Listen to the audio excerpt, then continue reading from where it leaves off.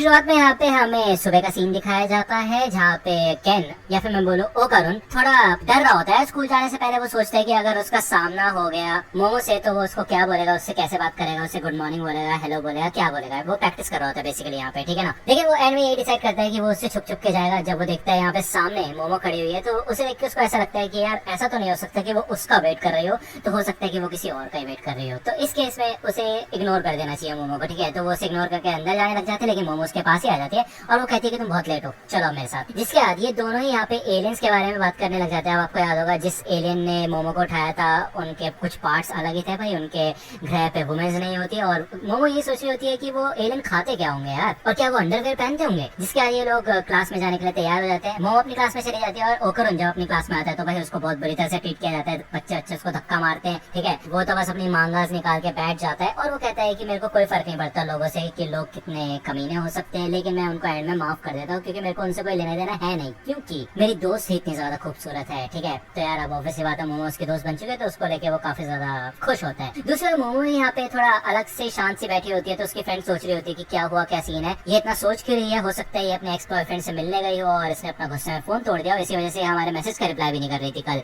और ये कल स्कूल भी नहीं आई थी। तो चल क्या रहा है यार। तो यहाँ पे मोमो नीचे डेस्क पे सर रख लेती है और भाई इधर उधर की आवाजें निकालने लग जाती है। वो मन में यही सोचती है कि उसको बस केन से बात करनी है एलियंस के बारे में कि एलियंस खाते क्या होंगे और उनका रहन सहन क्या है। दूसरा ओकर उनका भी सेम हाल हो रहा होता है, वो भी यही चीज सोच रहा होता है कि यार उससे मोमो से बात करनी है गोस्ट के बारे में, ठीक है ना। ये दोनों ही बेसिकली एक दूसरे के बारे में सोच रहे होते हैं। इन्हें कंटिन्यूसली यही माइंड में थॉट आ रहा होता है इन दोनों के कि इन्हें एक दूसरे से बात करनी है। अब ये बस अपने लेक्चर्स किसी तरह निकाल लेते हैं। जैसे लंच ब्रेक यहाँ पे होता है तो ये दोनों निकल जाते हैं एक दूसरे को ढूंढने के लिए। एक दूसरे की क्लासेस में जाते हैं, कैफेटेरिया में जाते हैं, को ऑप पे जाते हैं, मतलब अलग अलग जगह जाते हैं एक दूसरे को ढूंढने के लिए, लेकिन नहीं ढूंढ पाते। इवेंचुअली इन दोनों को एक समय पे आके ऐसा लगने लग जाता है कि ये एक दूसरे को अवॉइड कर रहे हैं ज्यादा। तो ओकर उनको ऐसा लगता है, वो कहता है कि मुझे ऐसा लगता है कि सुबह उसको पता चल गया होगा कि मैं कितना बोरिंग इंसान हूँ और वो मेरे से दोस्ती नहीं रखना चाहती। अब ये दोनों यहाँ पे साइड में ही बैठे होते हैं लेकिन इतना ध्यान नहीं देते क्योंकि एंड में थक चुके होते हैं। मोमो भी यही सोचती है कि हो सकता है कि यार ओकर उनको अकेले रहना पसंद हो और वो मुझे अवॉइड कर रहा है। मैं भी सुबह सुबह उसके मुंह पे जाके सवाल उससे पूछने लग गई तो उसे अजीब लगा होगा, ठीक है। तो जहाँ इनको लग रहा होता है कि ये दोनों एक दूसरे को शायद अवॉइड कर रहे होंगे, लेकिन ये दोनों जब उठ के यहाँ पे आगे बढ़ते हैं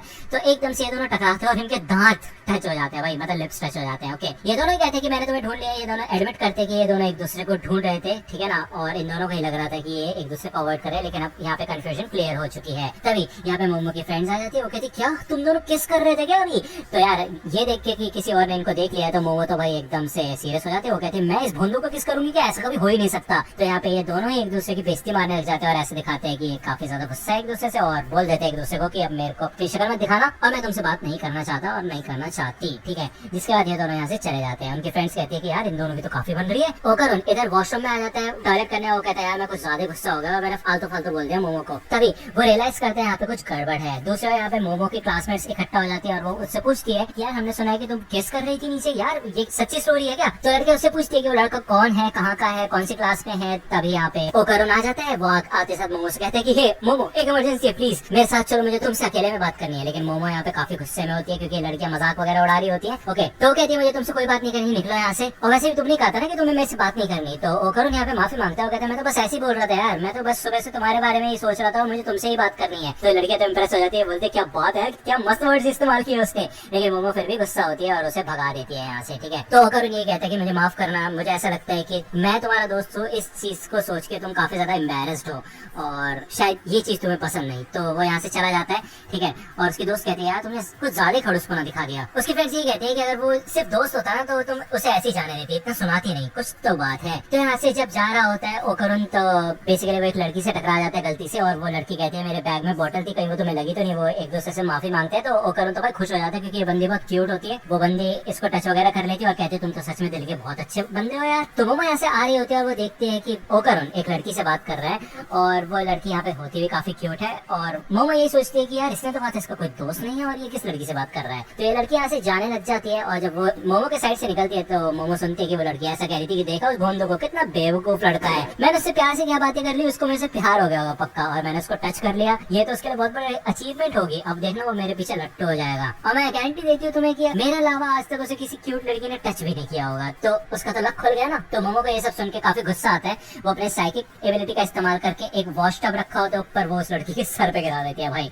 और ये बंदी तो नीचे गिर जाती है। अब ओकरुन तो परेशान हो जाता है, कहता है अरे यार वो बंदी तो अभी मेरे से मिली थी और नीचे कैसे गिर गई, कहीं ऐसा तो नहीं है मेरे अंदर कुछ अलग ही पावर है कि मेरे से मिलने के थोड़ी देर बाद उसके ऊपर ये असर हुआ, यार इसकी तो ऐसी तैसी हो गई। लेकिन इससे पहले कि वो आगे जाए मदद करने के लिए, मोमो उसे रोक लेती है, हाथ पकड़ लेती है उसका और कहती है हे ओकरुन चलो दोनों साथ घर चलते हैं। वैसे भी तुम इतने कमाल के लगते हो इन ग्लासेस के अंदर, ये बेवकूफ लड़कियां नहीं समझेगी तुम्हारा कमाल। ऐसी लड़कियों को लगता है कि लोग इनके पीछे गिरते हैं, जबकि असलियत में तो सिर्फ वॉश टब इनके सर पे गिरते हैं। तो यहाँ पे मोमो भाई अच्छा खासा बदला ले लेती है, ठीक है। अब ये लोग यहाँ पे बाहर आ जाते हैं, मोमो माफी मांगते हैं ओकरुन से, ठीक है ना। वो कहती है कि मैं एम्बैरेस फील कर रही थी उस टाइम पे, तुम्हारी वजह से नहीं कि तुम मेरे दोस्त हो, इस वजह से क्योंकि हमारे लिप्स टच हो गए थे उस टाइम पे और मेरे को बहुत ज्यादा शर्म आ रही थी उस चीज के लिए, ठीक है ना। तो ओकरुन भी कहता है कि देखो ऐसी कोई बात नहीं है, मैं समझ सकता हूँ, ठीक है, और मेरे को भी अच्छा लगता है तुम्हारे साथ टाइम स्पेंड करने में। एनीवे एक काफी बड़ी प्रॉब्लम हो चुकी है, ठीक है। तो यहाँ पे फाइनली ओकरुन बता देता है कि उसकी बॉल्स जा चुकी है, मतलब उसके अंडे गायब हो चुके हैं। अब ये सुन के तो भाई बहुत बुरी तरह से हंसती है मोमो। ये लोग बेसिकली घर पे आ जाते हैं मोमो के, ठीक है। ग्रैंडमा कहते देखा मैंने इसलिए कहा था तुम्हें उस समय मेरे को दिखाओ और तुमने दिखाया नहीं, और भाई तुम्हारे अंडे तुम्हें ध्यान रखना चाहिए था ना, तुम्हें पता नहीं चला था उस टाइम पे।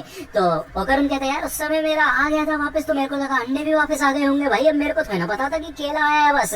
तो ग्रैनी कहती बस अब उसे ज्यादा केला केला मत बोलो, पेंसिल है वो, ठीक है ना, चलो फिर देखने दो मेरे को। तो ओकरुन कहता नहीं बिल्कुल नहीं। तो ग्रैनी कहती है अरे यार मैं कह रही हूँ कि तुम्हारे सोल के अंदर देखने दो मेरे को, ठीक है। तो वो मोमो से यहाँ पे कुछ सामान वगैरह मंगाती है, ठीक है ना, कुछ पानी वगैरह और एक सॉफ्ट टॉय टाइप, ठीक है। उसके ऊपर वो तलिस्मा लगाती है, जिसके आज वो एक ये फैन टाइप होता है, उससे ओकरुन के सर पे मारना शुरू करती है, ठीक है। अब ओकरुन को तो समझ नहीं आ रहा था कि भाई ये चल क्या रहा है, कोई मजाक है क्या। तो वो मोमो से पूछती है कि तुम्हें कुछ एहसास हुआ। तो मोमो कहती है हाँ वैसे एक सेकंड के लिए जब तुमने ओकरुन के सर पे मारा था तब मेरे को ऐसा लगा इसका ऑरा एकदम से चेंज हो गया था। तो ग्रैनी कहती है ठीक है फिर मैं इसको फिर से मारती हूँ, जैसे इसका ऑरा चेंज हो ना वैसे इसको पकड़ के बाहर निकाल देना। तो मोमो कहती क्या हम लोगों के ऑरा को बाहर निकाल सकते हैं। तो ग्रैनी कहती नहीं नहीं ये किसी इंसान का नहीं है, तुम बस तैयार रहो, ठीक है। तो यहाँ पे जैसी ग्रैनी मारती है ओकरुन की बॉडी में से मोमो इस ऑरा को निकाल लेती है, लेकिन तुरंत ही ये ऑरा गायब भी हो जाता है। अब मोमो सोचती है वो ऑरा कहाँ गया।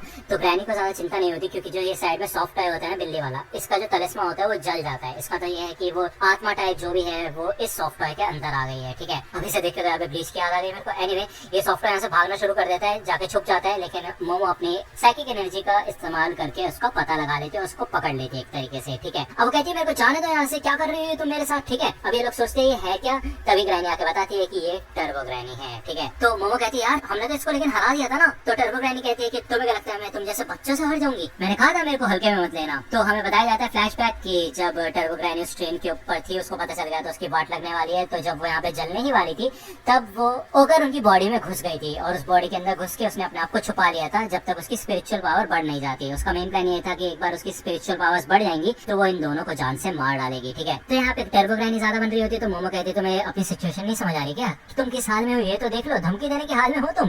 तो टर्बो ग्रैनी कहती है कि शायद तुम भूल गई हो कि इस बच्चे की बॉल्स मेरे पास है और अगर तुमने मेरे को मार दिया तो ये हमेशा जिंदगी भर ऐसे रहेगा, ये ठीक नहीं होने वाला, ठीक है ना। तो सिंपल सी बात है तुम मेरे नीचे हो, कंट्रोल मेरे हाथ में है, ठीक है। फिर बच्चे जाओ और एक चाकू लेके आओ, इन दोनों लड़कियों को मार डालो, ठीक है ना। तुम्हारे पास और कुछ चारा नहीं है बजाय मेरी बात मानने के। तब यहाँ पे होकर उनको कुछ होने लग जाता है और वो एकदम से ट्रांसफॉर्म हो जाता है। अगर टर्बो ग्रैनी तो उसकी बॉडी से निकल चुकी है लेकिन उसके बाद भी वो ट्रांसफॉर्म हो पाता है। मोमो भी इस बात पे कंफ्यूज होती है, इवन टर्बो ग्रैनी भी इस बात पे कंफ्यूज होती है। तो ग्रैनी यहाँ पे बताती है देखो यार ये पेपर फैन है, इससे सिर्फ ईवल स्पिरिट की कॉन्शियसनेस को बाहर निकाला जाता है, ठीक है ना। तो टर्बो ग्रैनी तुम्हारी सारी की सारी जो स्पिरिचुअल एनर्जी है वो अभी भी इस बच्चे के अंदर है। तो समझ आ रहा है ना ये खेल किसके हाथ में। तो भाई टर्बो ग्रैनी के तो पसीने छूटने लग जाते हैं। इधर ग्रैनी अपने पंखे से इसको मारना शुरू कर देती है। ओके तो मोमो को याद आता है कि यार टर्बो ग्रैनी ने उन स्कूल की लड़कियों के ऊपर दया दिखाई थी और पूरी तरह से वो उसको नफरत नहीं करती, तो अभी ये एक समझौता कर सकते हैं। मोमो कहती है कि अगर तुम इसके बॉल्स इसको वापस कर दोगी तो हम तुम्हारी पावर्स तुम्हें वापस कर देंगे, ठीक है। तो ग्रैनी कहती है चलो ठीक है। फिर टर्बो ग्रैनी कहती है लेकिन वो बॉल्स मेरे पास नहीं है। तो मोमो कहती है क्या मजाक कर रहे हो, तुमने अभी प्रॉमिस किया, ठीक है ना, जल्दी दे दो वरना। तो टर्बो ग्रैनी कहती है मैं झूठ नहीं बोलती, मैंने